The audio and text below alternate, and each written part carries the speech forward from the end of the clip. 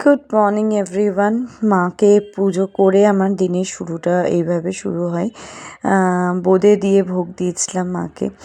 2026-এর শুরুটা কার কেমন যাচ্ছে আমি জানি না। আমার মোটামুটি আমার নয়, রাদার আমাদের বাড়ির সবার, পূজাদের বাড়ির কথা বলছি।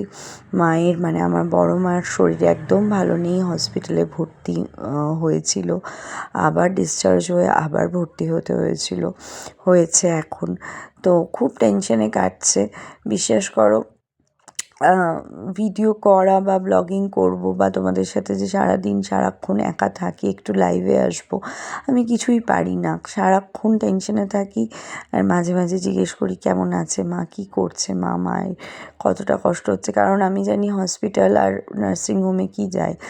আজকে প্রায় নাই করে কতগুলো বছর, যে তোমরা তো সামনে দেখছো কটা বছর, তারও অনেক আগে থেকে আমি ওদের বাড়িতে থাকি। কোনো দিন মাকে আমি এত অসুস্থ দেখিনি। জানি বয়স হচ্ছে, কিন্তু তার সাথে মায়ের এতটা শরীর খারাপ, সত্যি বলছি, আমি জানি না আমি থাকলে কি করতাম। আমি হয়তো এত ছুঁচ ফোটানো মায়ের এত কষ্ট সহ্যই করতে পারতাম না। হসপিটালে ভর্তি হবে, ছুঁচ ফোটাবে না, সেটা তো আর হয় না। সেগুলো তো ধরো চলতেই থাকে। জীবনটা যেমন চলার চলছে, আর প্রত্যেক দিন কিছু না কিছু করি আর খালি মার কথা মনে হয়। আমার হাতে সয়াবিনের তরকারি খেতে খুব ভালোবাসতো, বলতো তুই এত নরম করিস যে আমার চিবাতে কষ্টই হয় না।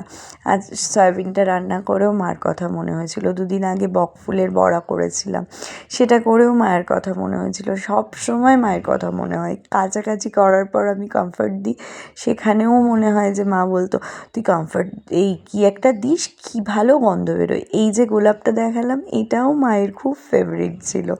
কিনে এনেছিলাম যখন, বলেছিল কী সুন্দর দেখতে, কী বড় বড় হয়। ও বাড়িতে রোদ পেতো না বলে ছোট হয়ে গিয়েছিলো, কেমন ছোট্ট ছোট্ট পুচকে বেরোতো।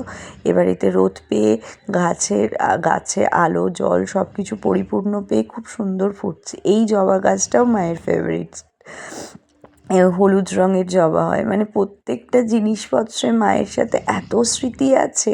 সারাদিন খালি মনে হয় মা এটা ভালোবাসতো, রান্না করতে গেলেও মনে হয় মা এটা খেতে ভালোবাসতো, মা এটা খেতে আমার হাতের রান্না ভালোবাসতো। একটু যদি কাছে থাকতাম পাঠিয়ে দিতাম, এই ছুটে গিয়ে মাকে একটু দেখে আসতাম। খুব মিস করি গো। অনেকটা দূরে থাকি তো, আর বাচ্চাদের একা রেখে যে যাবো সেটাও পারি না। ভরসা করার মতন মানুষ তো কেউ নেই, সেই জন্য। আর এখানে তোমরা দেখতে পাচ্ছ বরফি এসেছিলো আমার বাড়িতে কদিন আগে, সেই ক্লিপিংসটাও অ্যাড করে দিয়েছি, তোমাদের সাথে শেয়ার করলাম।